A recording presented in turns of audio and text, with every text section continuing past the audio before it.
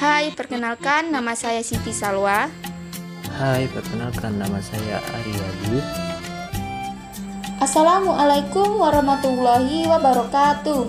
Halo semuanya, kembali lagi pada pembelajaran kita kali ini yang akan membahas mengenai undang-undang tentang guru dan regulasi lainnya tentang pengembangan profesi guru.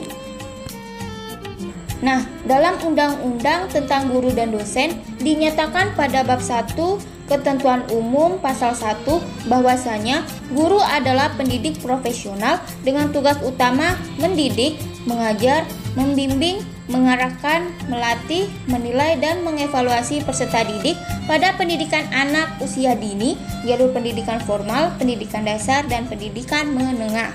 Sejalan dengan fungsi tersebut, kedudukan guru dan dosen sebagai tenaga profesional bertujuan untuk melaksanakan sistem pendidikan nasional dan mewujudkan tujuan pendidikan nasional, yakni berkembangnya potensi peserta didik agar menjadi manusia yang beriman dan bertakwa kepada Tuhan Yang Maha Esa, berakhlak mulia, sehat, berilmu, cakap, kreatif, mandiri, serta menjadi warga negara yang demokratis dan bertanggung jawab.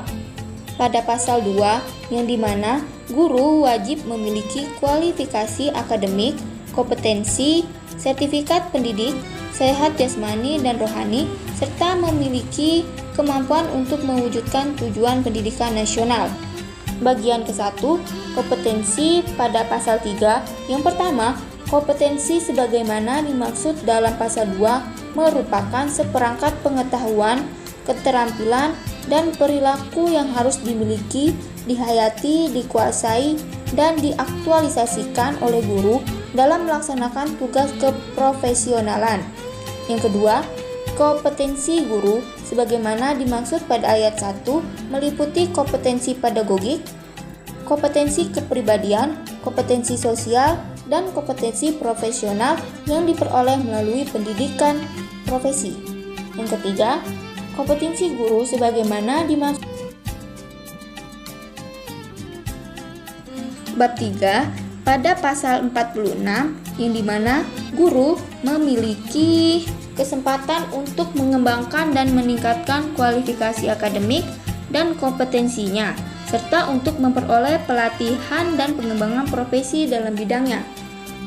Pada pasal 47 yang pertama, pengembangan dan peningkatan kualifikasi akademik bagi guru yang belum memenuhi kualifikasi S1 dan D4 dilakukan dalam rangka untuk memenuhi ketentuan sebagaimana dimaksud dalam pasal 5 ayat 2. Yang kedua, guru yang sudah memenuhi kualifikasi S1 dan D4 dapat melakukan pengembangan dan peningkatan kualifikasi akademik lebih tinggi dari yang ditentukan sebagaimana dimaksud dalam pasal 5 ayat 2. Yang ketiga, pengembangan dan peningkatan kompetensi bagi guru yang belum memiliki sertifikat pendidik dilakukan dalam rangka memenuhi ketentuan sebagaimana yang dimaksud dalam pasal 3. Yang keempat, pengembangan dan peningkatan kompetensi bagi guru yang sudah memiliki sertifikat pendidik dilakukan dalam rangka menjaga agar kompetensi keprofesionalannya tetap sesuai dengan perkembangan keilmuan, pengetahuan, seni dan budaya, atau olahraga.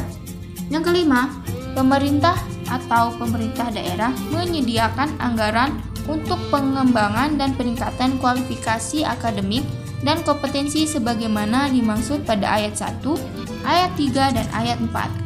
Baiklah, selanjutnya adalah Peraturan Pemerintah Nomor 19 Tahun 2005 diperbaharui dengan Peraturan Pemerintah Nomor 4 Tahun 2022 tentang Standar Nasional Pendidikan.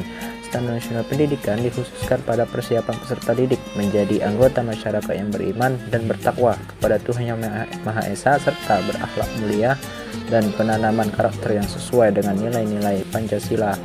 Nah, pada jenjang sekolah dasar dikhususkan pada penumbuhan kompetensi literasi dan numerasi peserta didik untuk mengikuti pendidikan lebih lanjut. Pada jenjang SMP ataupun SMA dikhususkan pada pengetahuan untuk meningkatkan kompetensi peserta didik agar dapat hidup mandiri dan mengikuti pendidikan lebih lanjut. Nah, yang ketiga, jenjang SMK dikhususkan kepada keterampilan untuk meningkatkan kompetensi peserta didik agar dapat hidup mandiri dan mengikuti pendidikan lebih lanjut sesuai dengan kejuruannya. Nah, selanjutnya ada Peraturan Pemerintah Nomor 5 Tahun 2007 tentang Pendidikan Agama dan Keagamaan.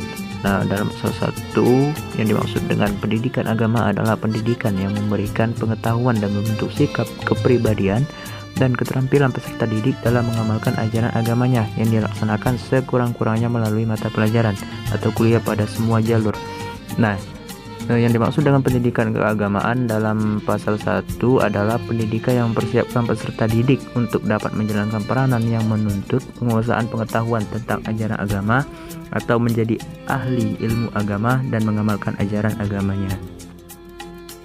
Nah, selanjutnya dalam pasal 2 menjelaskan bahwa pendidikan agama berfungsi membentuk manusia Indonesia yang beriman dan bertakwa kepada Tuhan Yang Maha Esa serta berakhlak mulia dan mampu menjaga kedamaian dan kerukunan hubungan inter dan antar umat beragama. Nah, pendidikan agama juga bertujuan untuk berkembangnya kemampuan peserta didik dalam memahami, menghayati, dan mengamalkan nilai-nilai agama yang menyerasikan penguasaannya dalam ilmu pengetahuan, teknologi, dan seni. Nah, di dalam pasal 3 yaitu setiap satuan pendidikan pada semua jalur, jenjang, dan jenis pendidikan wajib menyelenggarakan pendidikan agama.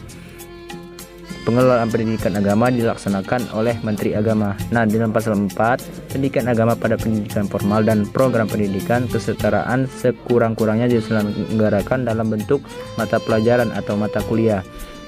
Nah, setiap peserta didik pada satuan pendidikan di semua jalur atau jenjang jenis pendidikan berhak mendapat pendidikan agama yang sesuai dengan agama yang dianutnya.